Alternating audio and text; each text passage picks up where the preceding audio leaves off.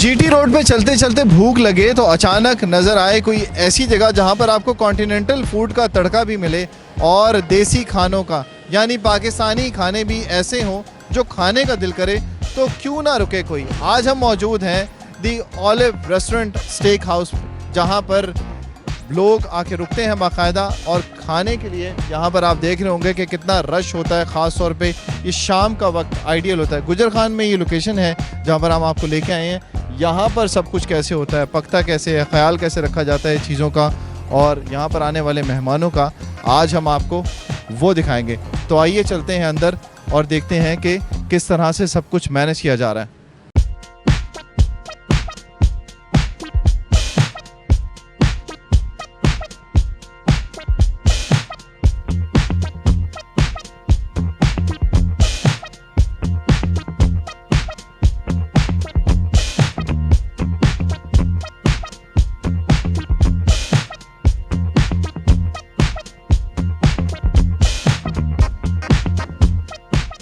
Restaurant बहुत खूबसूरत बनाया गया है और अंदर से आप देख रहे होंगे कि कितना प्यारा एनवायरनमेंट है और लोग किस तरह से एंजॉय कर रहे हैं।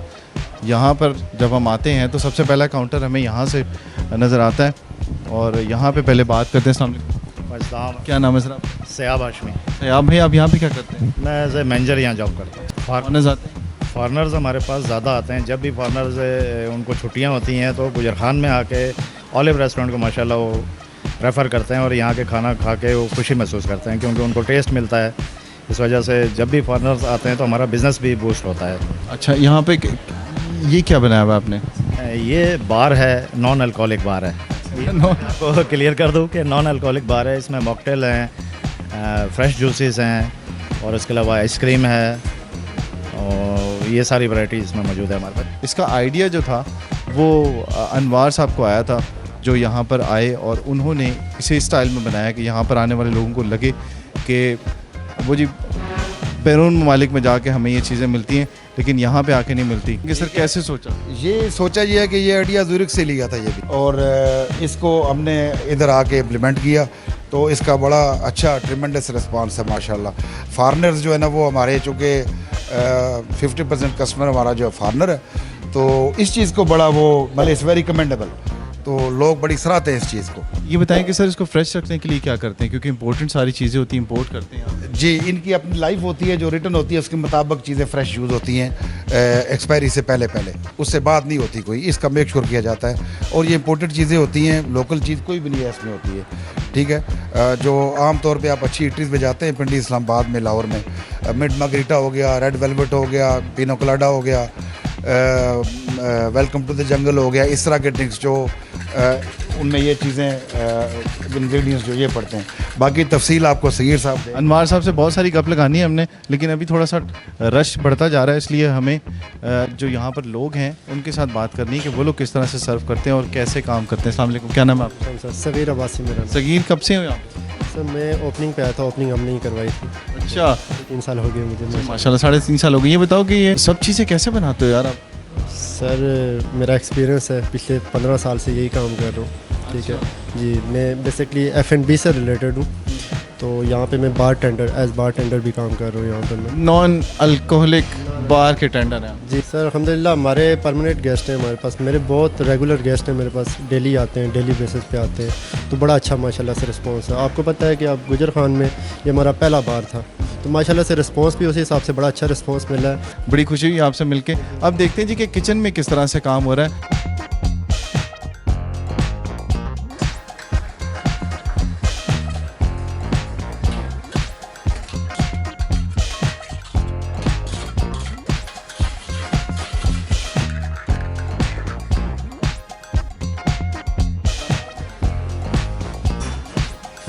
ये चिकन मंचूरियन बन रहा है जी, और यहाँ पे ये ज़हूर है जो चाइनीज़ का एक्सपर्ट है और छोटी सी एज में माशाल्लाह ये बड़ा काम कर रहा है। तो ज़हूर के कैसे बनाते हो ये सब? ये सारे अल्हम्दुलिल्लाह बहुत इजीली बनाते हैं हम। कैसे क्या क्या बनाते हैं? चिकन मंचूरियन है, पाइनएप्पल चिकन वगैरह, चिली चिकन ड्राई वगैरह, राइस वगैरह हमारे पास, नूडल्स हैं, पास्ते वगैरह, हर किस्म के इटालियन पास्ते हैं, बर्गर सैंडविच है। यार ये तो सुन के मेरे मुँह में पानी आ गया। ये रखो, फिर आपसे गप लगाते हैं। ये बताओ ज़हूर के ये मंचूरियन कैसे बनता है? ये मंचूरियन सर चिकन बोनलेस है, इसमें इसको फ्राई करते हैं, फ्राई करने के बाद केचप में तैयार होता है ये, इसके साथ राइस सर्व होते हैं ये। केचप भी ये ऑलिव का अपना होता है? जी जी, हमारा अपना। ठीक है, और ये राइस कैसे बनाते हैं? राइस सारे बॉयल पैक करते हैं, उसके बाद वेजिटेबल एग वगैरह, फिर फ्राइड राइस करते हैं। सबसे ज़्यादा फेमस क्या है ऑलिव का? मंचूरियन माशाल्लाह, चौमियन, मंचूरियन, अल्फाडो पास्ता माशाल्लाह। एक दिन में कितने बना लेते हैं? काफ़ी सारे ऑर्डर बनाते हैं, 10 भी, 15 भी, 20 भी माशाल्लाह। अच्छा माशाल्लाह। अच्छा, ये अच्छा काम है। ये बताओ कि ये टाइम कितना लगता है ये जो आपने बनाया? मंचूरियन में टोटल 10-12 मिनट लगते हैं, 15 मिनट लग जाते हैं। हाफ डन होती होंगी चीज़ें? नहीं नहीं, उसी वक्त तैयार करते हैं ना, 2-2 3 लड़के होते हैं, जल्दी बन जाते हैं। अच्छा, तो कभी ऐसा होता है कि कोई आपका खाना खा के किचन में आया हो आपसे मिलने के लिए और ये कहो यार मज़ा आया? नहीं, कितनी बार होता है, अक्सर लोग ये जो लाइक करते हैं फूड को वो तो आते हैं, पूछते हैं, बाद हम आगे जाते हैं, बताते हैं कस्टमर कि आपने अच्छा खाना बनाया है। बाद लोग हमें इनाम भी देते हैं, टिप वगैरह दे के जाते हैं। अच्छा, ये बताओ कितने साल हो गए तुम्हें करते हुए? तकरीबन 11 साल हो रहे हैं। 11 साल हो गए? कितनी एज में शुरू किया था? मैंने सर 15 साल के में। ये देखें जी कितनी अच्छे तरीके से ये सर्व किया जाता है और सफाई का इंतज़ाम किस तरह से किया हुआ है यहाँ पे, और इसी वजह से लोग यहाँ पर आते हैं। ऑलिव रेस्टोरेंट का जो खाना है वो बहुत ज़्यादा फेमस है और यहाँ पर जीटी रोड के ऊपर, गुजर खान के ऊपर लोग ख़ास तौर पर रुकते हैं।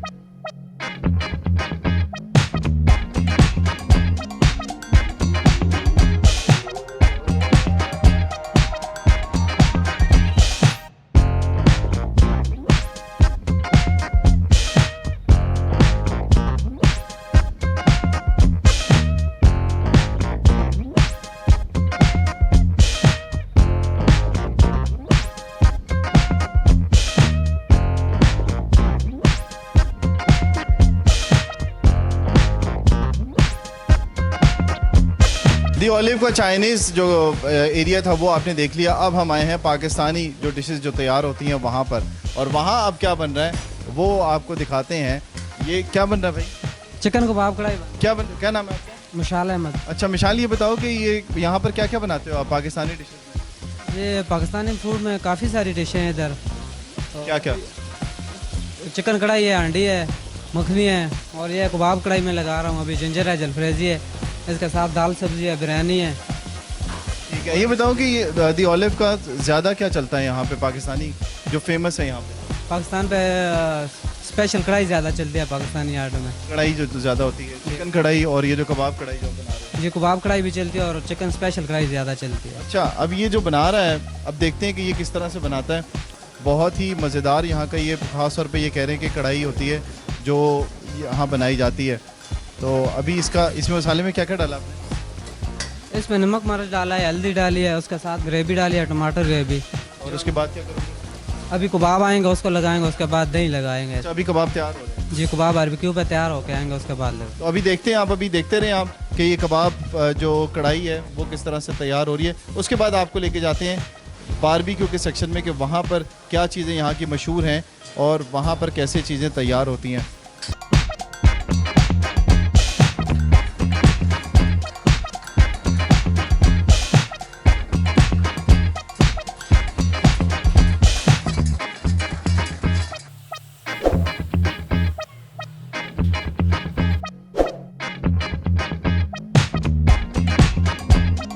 दी ऑलिव का चाइनीज़ और पाकिस्तानी फूड आपने देखा कि किस तरह से तैयार किया जाता है। अब जहाँ पर लाइव आके लोग देखते हैं कि यहाँ पर कैसे बनाया जाता है सब कुछ, बारबेक्यू के जो आइटम्स हैं ख़ास तौर पे, और नान जो यहाँ के बहुत मशहूर है, और रोटी जो देसी बनाई जाती है वो किस तरह से बनाई जाती है वो दिखाएंगे आपको। यहाँ पर अभी भी काम हो रहा है साथ साथ। क्या नाम है आपका? माजिद है बस। अच्छा माजिद, ये बताओ कि क्या बना रहे थे आप? ये रेशमी कबाब है। रेशमी कबाब? जी जी, ये मलाई बोटी है, ये टिक्का बोटी है। टिक्का बोटी और मलाई बोटी बन रही है जी, मज़ेदार किस्म की। तो अब माजिद से पूछते हैं कि माजिद ये किस तरह से बनाता है, कैसे बनाते हो? ये चिकन होता है साथ, इसके साथ खोया, चर्बी वगैरह। ये लाइट स्पाइसी है और ये स्पाइसी है। जो खोया वगैरह जो है वो इसके अंदर मिक्स करना पड़ता है, मैरिनेट करना पड़ता है, मैरिनेट करना पड़ता है इसके अंदर। पड़ता। ये रेशमी कबाब? ये रेशमी कबाब। और ये जो टिक्का और मलाई बोटी है ये कैसे बनती स्पाइसी मलाई बोटी, ये क्रीम, इसके अंदर खोपरा पराठा होता है, ड्राई फ्रूट वगैरह होते हैं और वाइट पेपर। है? ठीक है। अच्छा माजिद, ये बताओ कि ये कितना टाइम लगता है ये बनने में चीज़ें? कम से कम 3 घंटे। ये 3 घंटे मैरिनेट के लिए। कैसे तरीका क्या होता है उसका मैरिनेट करने का? ये पहले रेशमी कबाब के बारे में कुछ बताओ ना, फिर इसके बारे में। कबाब इसका चिकन होता है, लेके आते हैं, उसके बाद चर्बी खोया वगैरह डालते हैं पहले, तो प्याज अलग से होता है, मैरिनेशन करते हैं उसके अंदर, उसके बाद कीमा निकालते हैं फ्रिज से। ठीक है। और ये जो मलाई बोटी है, मलाई बोटी पहले थाई की बोनलेस है ये सारी, और उसके अंदर थाई काटते पीस करके, उसके बाद मैरिनेशन करते हैं इसके अंदर। मलाई होती है, खोपरा बरादा, ड्राई फ्रूट वगैरह होते हैं, लहसुन अदरक का पेस्ट होता है इसके अंदर, तो ये चीज़ें होती हैं। फिर इसको 3 घंटे के लिए मैरिनेट। ये 3 घंटे। यार मुझे ये तो लग रहा है कि आपको बोलते हुए भी मुंह में पानी आ रहा है, तो ये खाने में कितना मज़ेदार है। बहुत मज़े का है, ओलिव का स्पेशल चीज़ है। ज़ाहिर आप दिल से बनाते हो और शौक से बनाते हो। बिल्कुल शौक। ज़्यादा आइटम कौन से निकलते हैं? ऑलिव, मलाई बोटी, रेशमी कबाब और मलाई बोटी जो है ये ऑलिव रेस्टोरेंट। जी दी ओलिव रेस्टोरेंट। ठीक है। तो ये बताओ कि ये जब आप ये प्रिपेयर कर रहे होते हो तो इनमें ख़ास तौर पे किन चीज़ों का ख्याल रखना पड़ता है? खास करके तो मैनेजमेंट में, इसके बाद इसका ऊपर ढांपा हुआ होना चाहिए, तो खुला हुआ ना हो, ख़राब ना हो जाए। टेम्परेचर का भी ध्यान रखना। टेम्परेचर का भी ध्यान रखते हैं। तो अब आते हैं हम ये नान के सेक्शन में। यहाँ पे आप देखेंगे लाइव नान और रोटियाँ बनते हुए। ये देखें, ये रोटियाँ ताज़ी ताज़ी निकल रही हैं। क्या नाम है सर आपका? बाबर जी। बाबर, कितने साल हो गए आप? मुझे यहाँ पे तो 4 साल हो गए, 32 साल हो गए काम करते हुए। तो 32 साल से काम करो, 4 साल यहाँ पे। यहाँ पे कैसा इन्वायरमेंट लगता है यहाँ का? बहुत अच्छा है जी। मुझे ये बताओ कि वो कुलचा तो बड़ा ज़बरदस्त लगता है इसका, वो कैसे बनता है? वो मैदे का बनता है सर, मैदा और घी डालते हैं, अंडे वगैरह। अच्छा, मैदा, घी और अंडे से। हाँ जी। तो वो कितनी देर तक ताज़ा रहता है? वो ज़्यादा दूर से कोई आए, जैसे मैं आया हूँ इस्लामाबाद से, तो वो ले जाना चाहे तो कितनी देर तक ताज़ा रहता है? वो तकरीबन आधा पौना घंटा तक ताज़ा रहता है। यानी हमें यहीं पे खा के जाना पड़ता खा के जाना पड़ता है। सही है। तो इसकी जो एक्सपायर डेट है वो 3 घंटे की होती है। 3 घंटे तक आप 3 घंटे के बाद वो अपना ख़त्म हो जाता है, तो नया बनाते हैं। ठीक है। तो जब रश होता है तो फिर कैसे मैनेज करते हैं? बस वो उस हिसाब से हमने बनाया होता है ना, तकरीबन जितना हमारी कुर्सी का हिसाब होता है, इतने कस्टमर आएंगे हमारे पास, उस हिसाब से हमने तैयारी की होती है।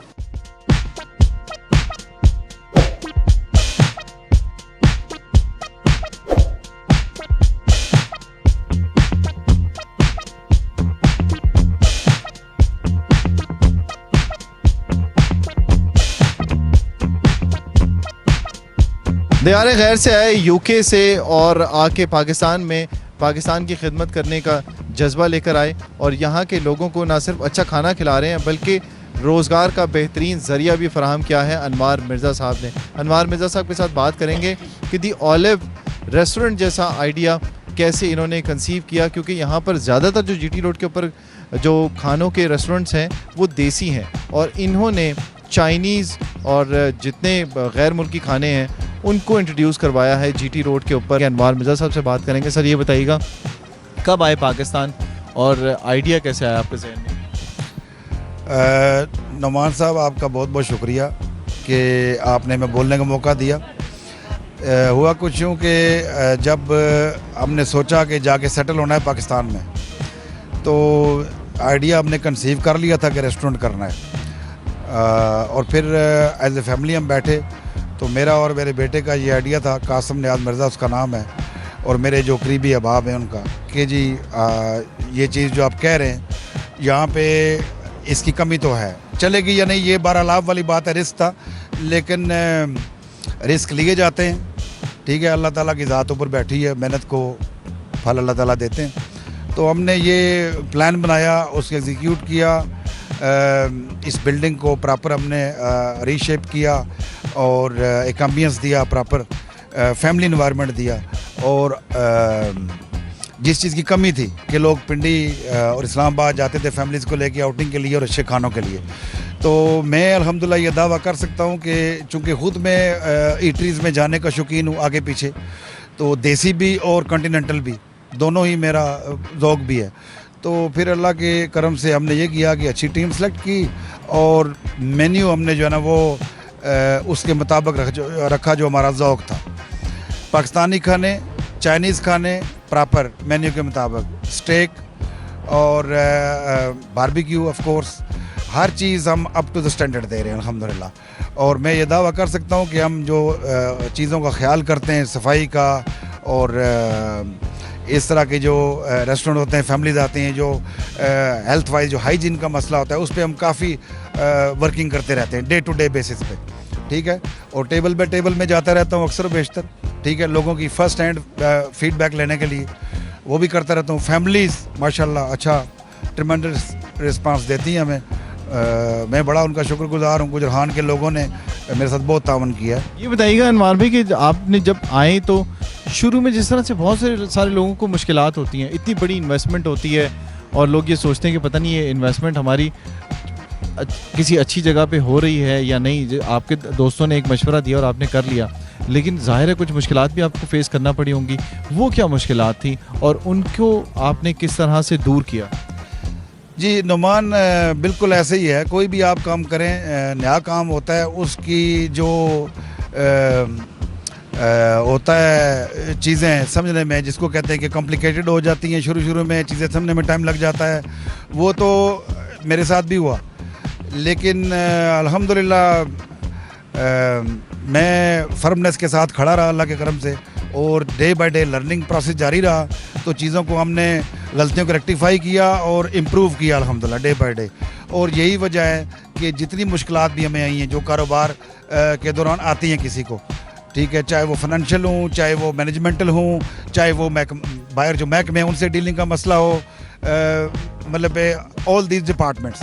सो अल्लाह सुब्हानहू व तआला has given me strength and ability to deal with it. और मैंने इनके साथ अच्छा डील किया है, और लोग जो हैं उनके साथ जो मेरी डीलिंग है वो अल्लाह का करम है कि लोग भी उन्होंने बहुत ही आला रिस्पांस दिया है कि आज जो मैं जिस मुकाम पे हूँ अल्लाह के करम के बाद, ये दोस्तों का और यहाँ के फैमिलीज़ का, गुजरान के मकामी लोगों का, एज़ वेल एज़ ट्रैवलर्स, उन्होंने भी इसको पसंद किया है, इस आइडिया को, और यहाँ पे एंजॉय करते हैं। मुझे बड़ा खुशी होती है देख के ये चीज़। ये बताइएगा अनवार भाई कि ज़्यादातर लोग जो आते हैं यहाँ से गुजरते भी जाते हैं या फिर दूर के इलाकों से भी लोग आपके पास आते हैं, स्पेशली यहाँ का स्टेक खाने और यहाँ के जो चाइनीज़ डिशेज़ हैं उन्हें खाने के लिए?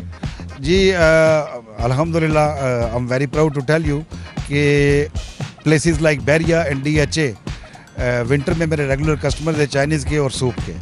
तो इस स्टैंडर्ड पे, इस लेवल पे मेरी ये गुजरहान के लोगों में ज़्यादा ये टेंडेंसी नहीं है कॉन्टिनेंटल फूड की, कम लोगों में है लेकिन इतनी नहीं। लेकिन ट्रैवलर ज़्यादा रुकते हैं, और गुजरहान की एक सिलेक्टेड क्लास है, वो यहाँ पे इस चीज़ के लिए आते हैं, चाइनीज़ के लिए और सूप्स के लिए और बारबेक्यू के लिए।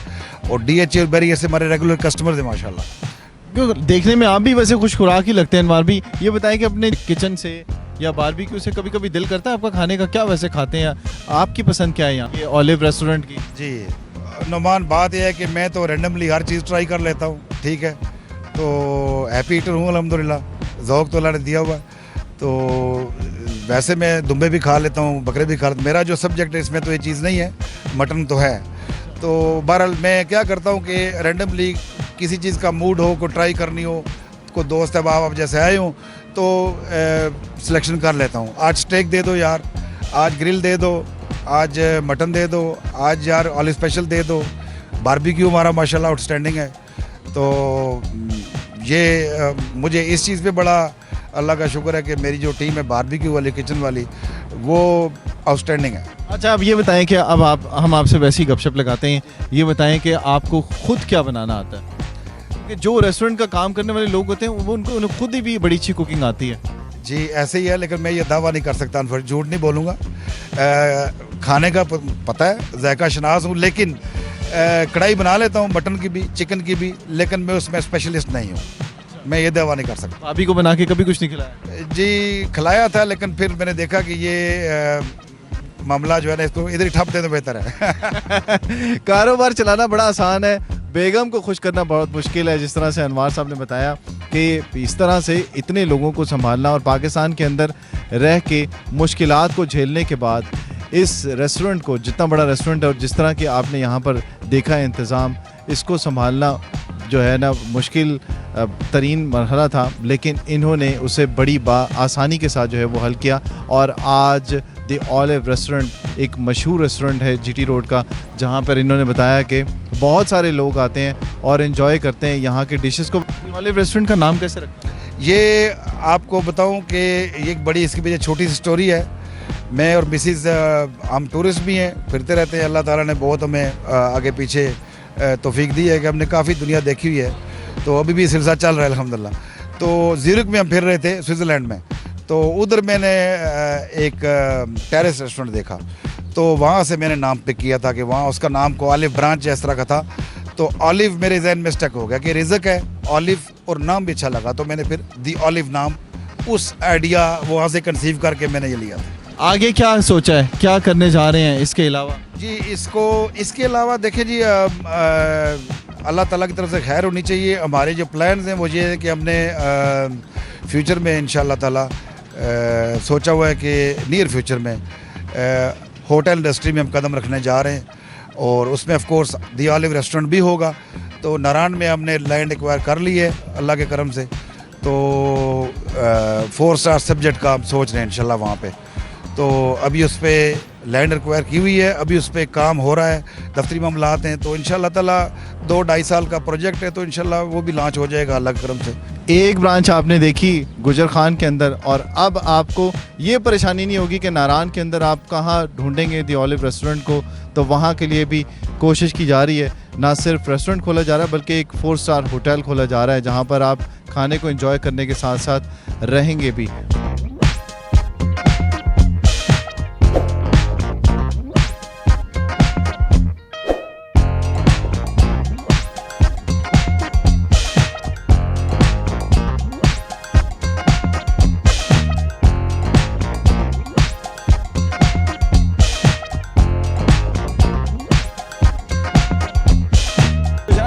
रेस्टोरेंट का आपने चिकन मशरूम सेक ना खाया तो कुछ ना खाया, इसके साथ ये जिंगर बर्गर तो बहुत ही मज़ेदार लगता है, देखने में भी आपको बहुत मज़ा आ रहा होगा। यहाँ का ब्लूबेरी जो मार्गरेटा है ये भी बहुत मज़ेदार है, लेमनेड इसका तो कमाल ही है जनाब। तो वीडियो आपको कैसी लगी इससे मुताल्लिक आपने हमें ज़रूर बताना है। हमारे चैनल को आपने करना है सब्सक्राइब, बेल के आइकन को आपने प्रेस करना है, फेसबुक पे हमें फॉलो करना है, वीडियो से मुताल्लिक आपने ज़रूर बताना है, और अगली वीडियो तक आप हमें दीजिए इजाज़त। हम ज़रा इसको एंजॉय करते हैं। आप हमारे चैनल की कुछ दूसरी वीडियोस को भी ट्राई करें ताकि उससे भी हमें आपकी सपोर्ट मिलती रहे। अगली वीडियो तक हमें दीजिए इजाज़त। अल्लाह ने के बाद।